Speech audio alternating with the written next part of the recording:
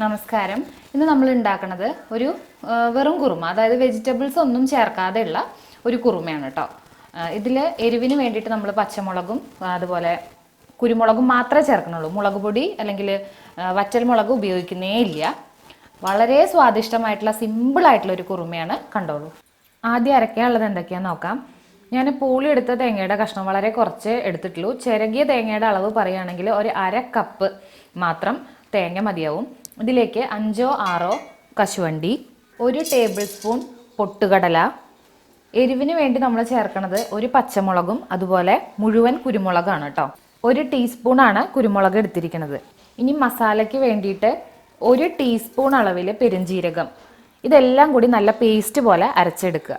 നമുക്ക് നെയ്യും വെളിച്ചെണ്ണയും കൂടി മിക്സ് ചെയ്ത് എടുക്കുകയാണെന്നുണ്ടെങ്കിൽ കുറച്ചും കൂടി സ്വാദായിരിക്കും. അപ്പോൾ ഒരു 2 ടീസ്പൂണോളം നെയ്യും ബാക്കി 1 ടേബിൾ സ്പൂൺ അളവിൽ വെളിച്ചെണ്ണയും കൂടിയിട്ടാണ് കേട്ടോ ഞാൻ എടുക്കുന്നത്. ഇതിലേക്ക് ആദ്യം വേണ്ടത് നമ്മുടെ സാധാരണ മസാലകൾ.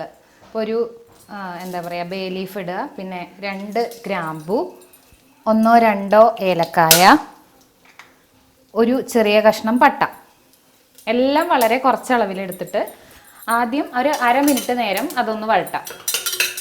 അടുത്തത് നമ്മൾ ഇതിലേക്ക് ചേർക്കുന്നത് 1/2 ടേബിൾ സ്പൂൺ അളവിൽ ഇഞ്ചി വെളുത്തുള്ളി പേസ്റ്റാണ്. കൂടെ തന്നെ സവാള, അതൊരു മീഡിയം സൈസിൽ 2 എണ്ണം. വലുതാണെങ്കിൽ 1 എണ്ണം മതിയാവും കേട്ടോ. ഇടത്തരം വലുപ്പമുള്ളതാണെങ്കിൽ 2 എണ്ണം. ഇതിലേക്ക് ആവശ്യത്തിനുള്ള ഉപ്പ് ചേർത്തിട്ട് നന്നായിട്ടൊന്ന് വഴറ്റിയെടുക്കാം. ഉള്ളി ഒന്നും അങ്ങോട്ടൊക്കെ ആയിക്കഴിഞ്ഞാൽ നമ്മൾ 2 തക്കാളി കൂടി ചേർക്കുകയാണ് കേട്ടോ. 1 മിനിറ്റ് നേരം തക്കാളി കൂടി നന്നായിട്ടൊന്ന് വഴറ്റാം. 1/4 ടീസ്പൂൺ അളവിൽ മഞ്ഞൾപ്പൊടി ചേർക്കാം. 1 ടീസ്പൂൺ അളവിൽ ഗരം മസാല കൂടി ചേർത്തിട്ടുണ്ട്. മഞ്ഞൾപ്പൊടിയും ഗരം മസാലയും കൂടി നന്നായിട്ട് വഴറ്റി യോജിപ്പിച്ചാൽ നമുക്ക് നേരത്തെ അരച്ചു വെച്ചിരുന്ന തേങ്ങയുടെ പേസ്റ്റ് ചേർക്കാം കേട്ടോ. ഇതിലേക്ക് അരച്ചു വെച്ചിരിക്കുന്ന പേസ്റ്റ് ചേർക്കുകയാണ്. ഇതിലേക്ക് 1/2 കപ്പ് അളവിൽ വെള്ളവും കൂടി ചേർക്കുകയാണ്. തേങ്ങയും അതുപോലെ കശുവണ്ടി, പൊട്ടുകടല ഇതൊക്കെ അരച്ചു കഴിഞ്ഞാൽ നല്ല രീതിയിൽ കൊഴുപ്പ് വരും കേട്ടോ. ഇനി ആവശ്യത്തിനുള്ള ഉപ്പും കൂടി ചേർക്കാം. 1/2 കപ്പ് കൂടി വെള്ളം ചേർക്കുന്നുണ്ട്. അപ്പോൾ നമ്മൾ ആകെ 3 കപ്പ് വെള്ളമാണ് അരച്ച പേസ്റ്റിന് പുറമേ ചേർത്തിട്ടുള്ളത്. കാരണം ഞാൻ പറഞ്ഞല്ലോ, ഈ കുക്കറിൽ നമുക്ക് 1-2 വിസിലടിക്കണം. അപ്പോൾ അടി കരിഞ്ഞു പോകാൻ സാധ്യതയുണ്ട്. കാരണം നന്നായിട്ട് തിക്കായിട്ട് വരും കശുവണ്ടിയൊക്കെ. ഇനി നമുക്ക് അടച്ചു വെച്ചിട്ട് 1-2 വിസിലടിക്കട്ടെ. 2 വിസിലടിച്ചിട്ടുണ്ടായിരുന്നു കേട്ടോ. അപ്പോൾ ആ ഒരു അരപ്പ് നന്നായിട്ട് വേവണം.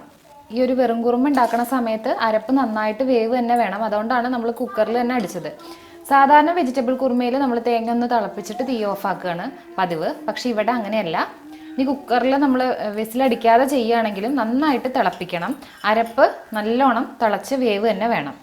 അവസാനമായിട്ട് കുറച്ച് കറിവേപ്പിലയും കൂടി ചേർത്ത് കഴിഞ്ഞാൽ നമ്മുടെ ഈ ഒരു വെറും കുറുമ റെഡി ആയിട്ടുണ്ട്. കണ്ടോ, വളരെ സിമ്പിളാണ്, പക്ഷേ ഇതിന് ഭയങ്കര സ്വാദാണ് കേട്ടോ.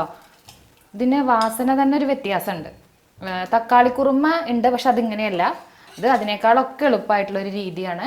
ഇത് സത്യം പറഞ്ഞാൽ ഇത് ചപ്പാത്തിയുടെ കൂടെ, ഇഡ്ഡലിയുടെ കൂടെ, ദോശയുടെ കൂടെ, ചോറിൻ്റെ കൂടെയും, മസാല കൂട്ടി കഴിക്കാൻ ഇഷ്ടമുള്ളവർക്ക് ചോറിൻ്റെ കൂടെയും ഇത് കഴിക്കാനായിട്ട് ബെസ്റ്റാണ്.